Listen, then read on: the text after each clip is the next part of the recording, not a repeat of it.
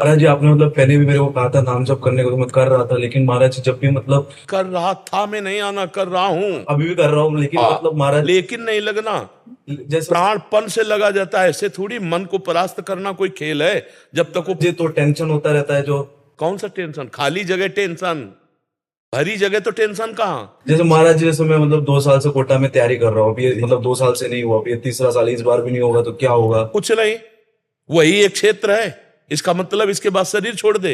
या ऐसे मूर्खतावत बच्चे तो अपने शरीर का आघात कर लेते हैं। हर एक जगह हम परास्त हो गए तो क्या हमारा जीवन ही नहीं रहा? हम पढ़ाई नहीं पढ़ पाए, हम ग्रेजुएट नहीं हुए तो हमारा जीवन नहीं हुआ। क्या नहीं महाराज जी, मेरा मतलब है कि नाम तक छूट जाता है, जैसे टेंशन होता है कल एग्जाम है, क्या होगा, ये होगा। टेंशन क्यों लेते हैं यार? समय से पढ़ो और भगवान का स्मरण करो, और आएगा तो पढ़ाई के अंदर ही।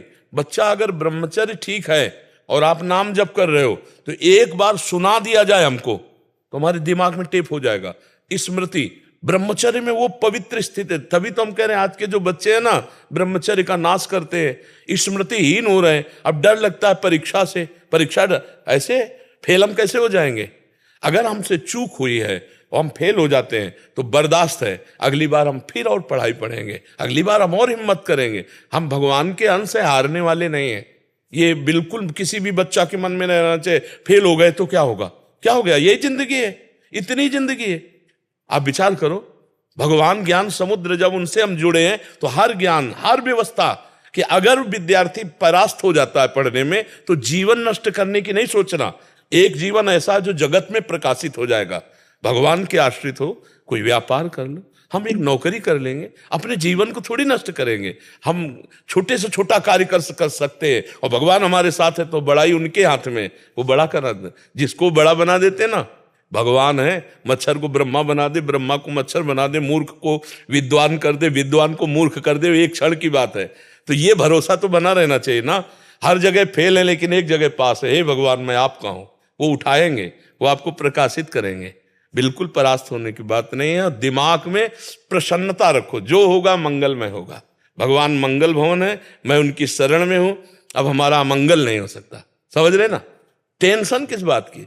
टेंशन के टेंशन बन जाओ तो भगवान के दास हो यार। जैसे श्री जी को भी रोज बोलता रहता हूँ, मतलब इस बार हो, क्या? मतलब इस बार मतलब पास हो जाओ 2 साल से। नहीं, ये भी हम नहीं कहते, ये भी हम नहीं कहते। फिर टेंशन की टेंशन नहीं बनोगे, फिर टेंशन बन जाएगी तुम्हें।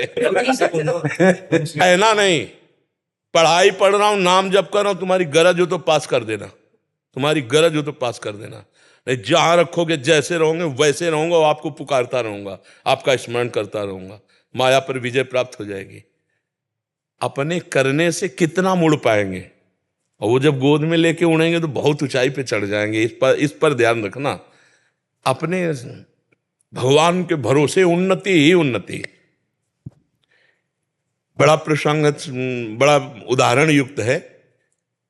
एक राजा केरल के थे, उनका नाम धर्मात्मा था, धर्म के पूर्ण रक्षक। अन्य 4-5 राजाओं ने मिलकर चढ़ाई कर दी और उनको पता नहीं था। धार्मिक राजा थे, उनको पता नहीं था। और उनके संतान हुई थी, उस संतान का नाम रखा गया था चंद्रहास। पूरे राज्य में आनंद छाया हुआ था, आक्रमण चारों तरफ से हो गया, और भगवान का भजन करने वाले थे।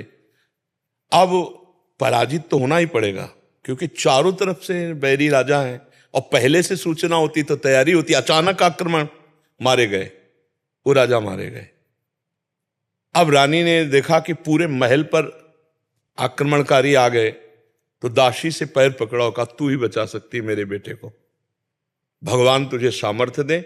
और महल में काट मार मचाए हुए थे, कोई भी वंश का नहीं बचना चाहिए।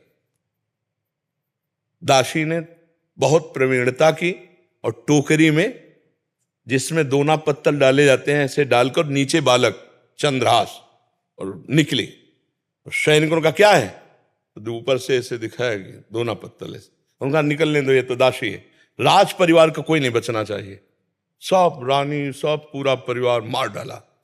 वो भाग करके दूसरे राज्य में पहुंची। बहुत प्रवीण थी, दासियां बहुत प्रवीण होती हैं। तो धृष्ट बुद्धि नाम के जो उस राज्य के मंत्री थे, उनकी शरण में गई, उसको राजकुमार बचाना था।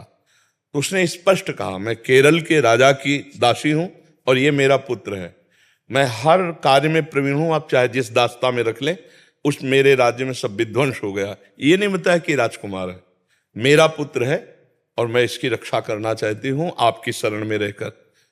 उन्होंने कुछ परीक्षाएं ली तो दासी कला में तो प्रवीण थी, उसे दासी बना के रख लिया और वो बालक राजमंत्री के घर में। भगवान जिसकी रक्षा करते हैं, ध्यान से सुनते रहो, भगवान किस हालत में पहुंचा दिया कि बिल्कुल मिटिया मिट। अब देखो उनकी उन्नति। अब एक दिन दृष्ट बुद्धि की पुत्री थी, उसका नाम था विषया। वो उसका जन्मदिन उत्सव मना रहे थे, तो बड़े बड़े विद्वान सब आए हुए थे। तो पुत्री का हाथ दिखाया तो विद्वानों ने ऐसे रेखा देखी और लड़के को देखा खेलते हुए, चंद्रास जी को। तो उनका इसका पति तो ये होगा। तो एकदम अपमान लगा ना, राज्य मंत्री और उस दासी पुत्र। तो उस समय तो कुछ नहीं बोला, जो सब सभा गई सो जल्लाद बुलाए और कहा इसको काट के फेंक दो जंगल में जाके। अब दासी की क्या चाल, अब वहां दासी को पता भी नहीं चल पाया, चंद्रास जी को गायब कर दिया। अब चंद्रास जी को जंगल में ले गए और उनको देवर्षि नारद जी ने जब यहां दासी पुत्र बनकर के रह रहे थे तो एक छोटा सा शालिग्राम दिया था। कहा था मुख में रखे रहना, चरणामृत पान करते रहना और कृष्ण कृष्ण कृष्ण ऐसा बोलते रहना।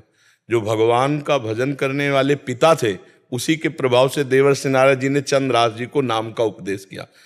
जब वो जल्लाद जंगल में ले गए, बोले बेटा तुम्हें पता हम क्यों लाए? तो उनका हमें तो पता नहीं। तो उनका तुम्हें मारने लाए हैं, मंत्री का आदेश है। तो उनका हमने कोई गलती की है क्या? तो उनका नहीं, उनका आदेश है और हम जल्लाद हैं, हमारे दया है नहीं। पर तुम्हें देखकर ऐसा लगता है कि क्यों मारूं, पर तुम्हें छोड़ दूंगा तो हमारी नौकरी चली जाएगी, हमें फांसी में चढ़ा देंगे। मैं मारूंगा नहीं तुम्हें। तुम्हारे उन्होंने देखा तो 6 अंगुली थी, 1 अंगुली काट ली और कहा ये राजा को दिखाऊंगा जाके कि तुम्हारा वध कर दिया, पर तुम यहां से भाग जाओ। तो काटने से खून निकला, वो वहीं मूर्छित होके गिर गए। कृष्ण कृष्ण कृष्ण कृष्ण कृष्ण, और वो जल्लाद वापस अंगुली दिखाए कि मैं उनको मार डाला हूं। हुमा नाम का एक पंक्षी होता है पहाड़ में, वो परम पवित्र, अगर अपने पंख कर ले तो राजलक्ष्मी उसके चरणों में आ जाए। वो आकर के बैठ गया चंद्रास जी के ऊपर। हुमा नाम का पंक्षी ये पहाड़ों में होता है, भगवत प्रदत्त किसी भाग्यशाली के ऊपर उसका। अब वो अपनी छाया में उनका वो मूर्छित बेहोश, कोई जंगली पशु ने अटैक नहीं किया चंद्रास जी पर। इतने में चंदनवती नाम के राज्य का छोटा राजा, दृष्ट बुद्धि जो बादशाह के मंत्री थे, उनके यहां वो कर देने जा रहा था। तो उसने बहुत आराधना की थी लेकिन पुत्र नहीं हुआ था। तो रास्ते में दृष्टि गई कि हुमा नाम का पंक्षी किसको घेरे हुए। तो जब गए तो देखा चंद्रास जी सुंदर राजकुमार और अंगुली कटी हुई, तुरंत पट्टी बांधी और लेकर के वापस चले गए। वहां नहीं गए कर देने, बड़ा उल्लास मनाया कि भगवान ने तो, हमने इतनी आराधना की, हमारे पुत्र नहीं हुआ लेकिन भगवान ने पुत्र दिया, मैं इसे राजकुमार पदवी देता हूं। छोटा राजा अपने राज्य का राजकुमार बना करके पालन पोषण किया और 10 वर्ष हो गए। वो कर देने नहीं गया बादशाह के यहां। तो बादशाह ने दृष्ट बुद्धि से कहा चंदनवती नगर का राजा कर देने नहीं आया, जाओ यदि वहां सम्मान पूर्वक कर दे तो ठीक है, नहीं उनका विनाश कर दो। मंत्री पूरे परिकर सहित आक्रमण किया। तो चंदनवती राजा का ऐसा वैभव था कि जब से चंद्रास जी उनके यहां राजकुमार बने, उनको डर ही नहीं था, क्योंकि चंद्रास जी भगवान का भजन करने वाले। तो दृष्ट बुद्धि नजदीक आया और कहा कर दे दो, नहीं तो युद्ध करो। तो उनका वैसे युद्ध की जरूरत नहीं, पर हम तुम्हें कर नहीं देंगे, हम समर्थ राजा है। चंद्रास जी ने इशारा किया कि विरोध नहीं। चंद्रास जी ने कहा कि हम स्वयं कर देने के लिए तैयार हैं, आप शांत रहिए। उसकी दृष्टि में दृष्टि मिली तो उसने, ये वही बालक है, क्योंकि नेत्र इसके वही हैं जो उनके घर में रहा था दासी पुत्र बल करके। तो चंदनवती के नरेश से कहा कि तुमने इस बालक को कहां पाया? तो उन्होंने पूरी बात सुनाई। तो उन्होंने कहा अरे फिर तो जो प्रारब्ध है वो होके रहेगा, ये मेरी बेटी का दूल्हा, अरे इसको मैं दूल्हा नहीं बनने दूंगा। उसने कहा मैं कर माफ करता हूं, केवल तुम एक बार बादशाह के सामने जाओ, पहले तुम नगर में जाओगे हमारे घर, वहां तुम्हारा स्वागत होगा और इसके बाद तुम बादशाह के पास जाओगे। का स्वीकार है। राजा को मना लिया चंदनवती नरेश को कि महाराज आप चिंता मत कीजिए। और पहले था कि अगर पत्र लिख दिया जाए तो जिसके लिए लिखा जाता था, धर्म कहता था बीच में खोल के नहीं पढ़ना, उन्हीं के वध के लिए उन्हीं को पत्र लिखा। और उनके जो बेटे थे उनको लिखा कि बेटा ये पुरुष जिसको मैं भेज रहा हूं, जाते ही विष दे दिया जाए, जाते ही भोजन में विष, हलाहल तुरंत मर जाना चाहिए। तो उन्होंने ऐसे खोस लिया मुकुट के साइड में और गए। भगवान की इच्छा, उस दिन उपवन में उन्होंने अपना घोड़ा रोका कि थोड़ी देर बाद चले जाएंगे उपवन में। और उपवन था वो राजकुमारियों का, और उसमें आई थी उनकी बेटी जिसका नाम था विषया। खेल खेल में देखा कि कोई राजकुमार ऐसे विश्राम कर रहा है मेरे राज्य में। नजदीक गई, चिट्ठी देखी, चिट्ठी निकाली, खोली, लिखा था कि जाते ही विषया विष दे देना, जाते ही विष दे देना। तो पिताजी की बुद्धि खराब हो गई, इतना सुंदर राजकुमार इसको विष दे देंगी। उसका नाम विषया था, तो विष के आगे केवल या बनानी थी, तो काजर की रेख से जो दूब का ऐसे लेके वैसे काजर करके या बना दिया विषया। जाते कुछ बिना विचारे जाते ही विषया दे दें, और बस खोज दिया, चली गई। देखो भगवान का विधा। अब वो जब जगे तो वहां गए, तो जो दृष्ट बुद्धि का पुत्र था, बड़ा धर्मात्मा था, उसने आदर सत्कार, उनका पिताजी ने आपके पत्र दिया। जो पत्र देखा तो उन्होंने कहा पंडितों को बुलाओ, तुरंत ब्याह करो। पिताजी का आदेश, जाते ही विषया दे देना। अब बेटी से ब्याह हो गया, 2-4 दिन हुए, कोई सूचना नहीं पहुंची। तो दृष्ट बुद्धि ने कहा मामला क्या है। वो जब लौट के आए तो बड़ा पूरा नगर सजा था, उत्सव हुआ। उनका क्या उत्सव? बोले आपकी बेटी का ब्याह हो गया। किससे? बोले आपने राजकुमार भेजा था। अब उनको समझ में आया कि प्रारब्ध इतना बलवान होता है। जब घर के अंदर गए तो देखा बेटी, और तो उसने कहा तुम्हें जिंदा तो नहीं रहने दूंगा। मन में सोचा चाहे बेटी भी दवा रहे। 4 जल्लादों को बुलाया और कहा देवी के मंदिर में जाओ। और उसे कहा बेटा अब तो दामाद हो गए हो तुम, पहला पूजन हमारे यहाँ देवी का होता है, अकेले जाया जाता है। उनको भय तो था नहीं, भगवान के तो भक्त थे। बोले आप पूजन करके आओ, बहुत प्रसन्नता हुई कि आप जैसा दामाद। और अंदर से जल रहा था, और उधर 4 जल्लाद लगा दिए देवी के मंदिर में। अभी अकेले देवी के मंदिर में, और इधर जो बादशाह था, बादशाह से पंडित लोग विचार के कह रहे हैं कि इस समय यदि आप राजगद्दी पर बैठेंगे तो अकाल पड़ जाएगा, आपका विनाश हो जाएगा। इस समय कोई दूसरा तत्कालीन राजा होना चाहिए, कुछ क्षण के लिए ही चाहे। तो उनका कौन हो सकता है? तो वहां दृष्ट बुद्धि के जो बेटे थे वो वहां किसी कार्य से, उन्होंने कहा हमारे जीजा ऐसे हैं, बड़े तेजस्वी प्रतापवान, आप देखेंगे तो उनका इसी समय लाओ। तो वो दौड़े, पूछा कि कहाँ है? बोले देवी पूजन करने गए, बाहर से ही पता चला। वो दौड़ के गए और बोले देवी पूजा हम कर लेंगे, तुम जाओ, बादशाह बुला रहा है। अब ये जो मंदिर पहुंचे सो काट के फेंक दिए गए, और वो बादशाह के पास गए। बादशाह ने तत्काल ताज रख दिया। दृष्ट बुद्धि को बुलाया कि नए राजा के स्वागत के लिए आप आइए। अब वो तो बादशाह है, सामने जो ही पहुंचे तो दृष्ट बुद्धि कांप गए। इशारे से पूछा कि हमारे पुत्र कहां है? बोले देवी पूजन। अरे बोले वो तो मार डाला गया होगा, पता लगा तो मार डाला गया। तब वो जाको राखे साइया मार सके न कोई, बादशाह बना ना। अगर भगवान रक्षक, भगवान जिताने वाले तो कोई परास्त नहीं कर सकता।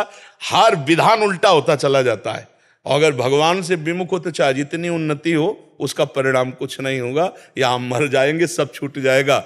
नाम भगवान का, वास्त्र भगवान का, वो उठाते हैं तो उठाते चले जाते हैं ना। तो कभी भी डिस्टर्ब नहीं होना चाहिए।